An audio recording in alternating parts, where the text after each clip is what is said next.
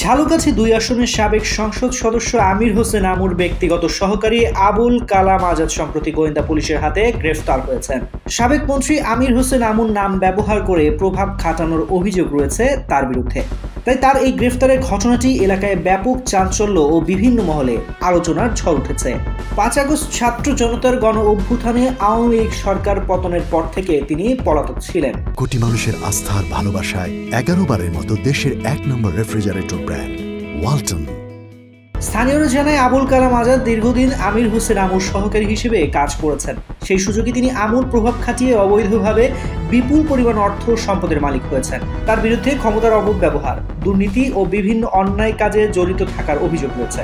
রাজাপুর থানার ভারপ্রাপ্ত কর্মকর্তা ইসমাইল হোসেন জানান, আবুল কালাম আজাদ রাজাপুর থানায় একাধিক মামলার এজাহারভুক্ত আসামি।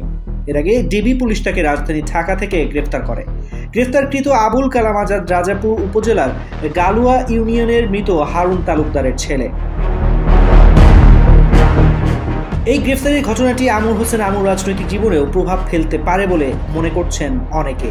কারণ কালামের অবৈধ কর্মকাণ্ডের সাথে আমুর সংশ্লিষ্টতা রয়েছে কিনা সে বিষয়েও তদন্ত চলছে।